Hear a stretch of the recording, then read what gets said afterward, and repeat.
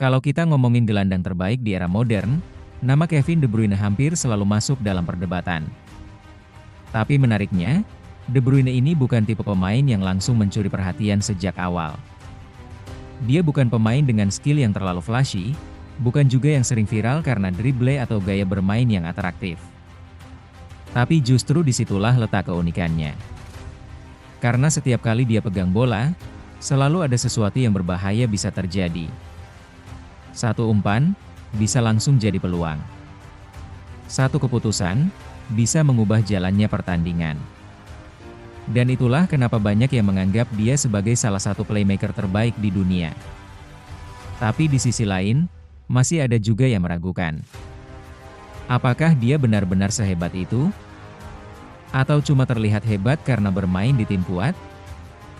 Di video ini kita bakal bahas secara lengkap, dari awal karir sampai puncaknya sekarang. Kevin De Bruyne memulai karir profesionalnya di KRC Genk.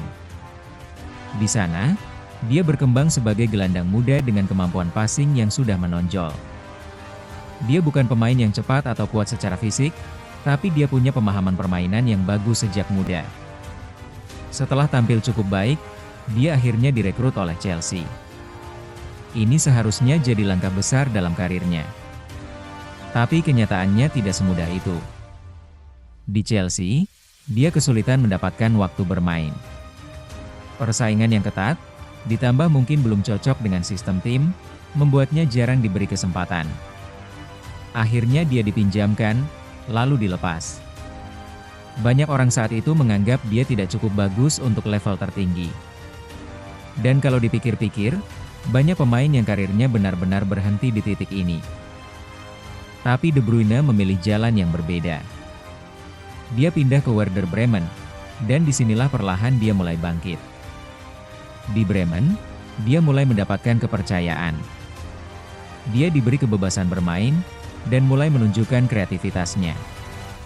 Walaupun belum benar-benar meledak, tapi sudah terlihat kalau dia punya potensi besar. Lalu pindah ke VfL Wolfsburg. Dan disinilah semuanya berubah. Di Wolfsburg, De Bruyne benar-benar tampil luar biasa. Dia jadi pusat permainan tim. Hampir semua serangan berawal dari dirinya. Assist demi assist dia ciptakan. Visinya mulai terlihat jelas, dan banyak orang mulai menyadari bahwa dia adalah pemain spesial. Bahkan saat itu, dia termasuk salah satu pemain terbaik di Bundesliga. Dari pemain yang dianggap gagal, jadi salah satu gelandang paling berbahaya di Eropa. Tahun 2015, Kevin De Bruyne resmi bergabung dengan Manchester City. Keputusan itu jadi titik balik besar dalam karirnya. Sejak saat itu, karir De Bruyne benar-benar naik ke level yang berbeda. Dia bukan lagi sekadar pemain berbakat, tapi berkembang menjadi salah satu gelandang terbaik di dunia. Di City, De Bruyne berubah menjadi pemain yang sangat lengkap. Dia bukan cuma playmaker yang tugasnya memberi assist, tapi juga mampu mencetak gol dari berbagai situasi. Tembakan jarak jauhnya berbahaya, pergerakannya cerdas, dan visinya hampir tidak tertandingi. Perannya semakin krusial ketika tim dilatih oleh Pep Guardiola. Di bawah Guardiola, permainan City menjadi sangat terstruktur, penuh kontrol, dan mengandalkan pergerakan tanpa bola. Dalam sistem itu, De Bruyne menjadi pusat kreativitas. Dia seperti otak di lini tengah. Hampir setiap serangan berbahaya City sering dimulai dari kakinya. Umpan-umpannya pun seringkali sulit dijelaskan. Kadang terlihat sederhana, hanya sentuhan pendek atau terupas biasa, tapi efeknya luar biasa. Bola bisa tiba-tiba membelah pertahanan lawan, menciptakan peluang emas dalam sekejap. Yang membuatnya semakin spesial, De Bruyne tidak membutuhkan banyak sentuhan. Satu atau dua sentuhan saja sudah cukup untuk mengubah situasi permainan. Keputusan yang dia ambil hampir selalu cepat dan tepat. Dia juga punya kemampuan membaca permainan yang luar biasa. De Bruyne bisa melihat celah yang bahkan belum disadari oleh pemain lain, baik rekan setim maupun lawan. Selain itu, dia juga menunjukkan kualitas kepemimpinan. Meski bukan tipe pemain yang vokal sepanjang waktu, kehadirannya di lapangan memberi pengaruh besar. Dia memimpin lewat aksi, lewat umpan, visi, dan kontribusinya di momen-momen penting. Bersama Manchester City, De Bruyne membantu tim meraih banyak gelar, terutama di Premier League. Tapi yang membuatnya berbeda, City tidak hanya menang, mereka mendominasi. Mereka menguasai permainan, mengontrol tempo, dan sering membuat lawan terlihat tidak berdaya.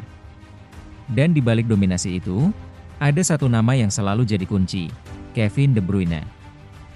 Kalau dibandingkan dengan pemain seperti Luka Modric, Xavi Hernandez, dan Andres Iniesta, Kevin De Bruyne memang punya gaya bermain yang cukup berbeda. De Bruyne dikenal sebagai gelandang yang sangat direct. Artinya, setiap sentuhan bolanya hampir selalu punya tujuan jelas, menciptakan peluang. Dia tidak terlalu lama memegang bola, tapi sekali menguasai bola, dia langsung mencari celah untuk memberikan umpan kunci atau bahkan melepaskan tembakan dari jarak jauh. Fokus utamanya adalah produktivitas, assist, peluang tercipta, dan kontribusi langsung ke gol. Perbedaan gaya ini yang akhirnya membuat perbandingan mereka jadi tidak pernah benar-benar adil. De Bruyne bermain di era dan sistem yang menuntut kecepatan serta efisiensi tinggi, sementara Xavi dan Iniesta berkembang dalam filosofi permainan berbasis penguasaan bola yang sangat dominan. Itulah kenapa perdebatan ini sering muncul. Bukan soal siapa yang lebih hebat, tapi lebih ke soal selera dan bagaimana kita melihat peran seorang gelandang dalam sebuah tim. Kalau kita bahas gaya bermainnya, Kevin De Bruyne punya beberapa keunggulan utama yang membuatnya begitu spesial di lapangan. Pertama, visi bermain. De Bruyne seperti punya peta di kepalanya. Dia mampu membaca situasi dengan sangat cepat, bahkan sebelum bola sampai ke kakinya. Dia tahu kemana arah serangan akan dibangun, celah mana yang bisa dimanfaatkan, dan pergerakan siapa yang paling berbahaya. Inilah yang membuatnya sering terlihat selangkah lebih maju dibanding pemain lain di lapangan. Kedua, akurasi passing. Umpannya bukan hanya tepat sasaran, tapi juga punya timing yang hampir sempurna.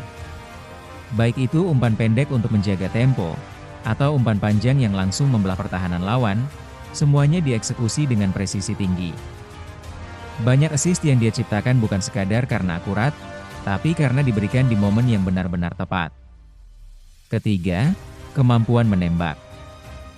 De Bruyne juga dikenal punya tendangan yang sangat kuat dan akurat. Dia sering mencetak gol dari luar kotak penalti, dengan bola yang meluncur keras dan sulit dihentikan kiper. Selain power, teknik tendangannya juga luar biasa, membuat arah bola sering sulit diprediksi. Keempat, fleksibilitas. Dia bukan tipe gelandang yang kaku di satu posisi. De Bruyne bisa bermain sebagai gelandang serang, gelandang tengah, bahkan kadang lebih melebar untuk membantu serangan dari sisi sayap. Fleksibilitas ini membuatnya sangat berharga dalam berbagai sistem permainan. Dan yang terakhir, konsistensi. Ini mungkin yang paling membedakan dia dari banyak pemain lain. De Bruyne tidak hanya tampil bagus dalam 1 atau 2 musim, tapi mampu menjaga performa di level tertinggi selama bertahun-tahun. Setiap musim, dia tetap jadi pemain kunci, tetap berpengaruh, dan tetap konsisten memberikan kontribusi besar untuk timnya. Itulah kombinasi yang membuat De Bruyne bukan cuma pemain hebat, tapi juga salah satu gelandang terbaik di generasinya. Jadi, seberapa hebat Kevin De Bruyne sebenarnya? Dia adalah salah satu gelandang terbaik di era modern. Mungkin bukan yang paling populer, bukan yang paling flashy. Tapi dari segi kontribusi di lapangan, dia luar biasa. Kevin De Bruyne adalah pemain yang membuat timnya bermain lebih baik. Dan itu adalah kualitas yang tidak dimiliki banyak pemain.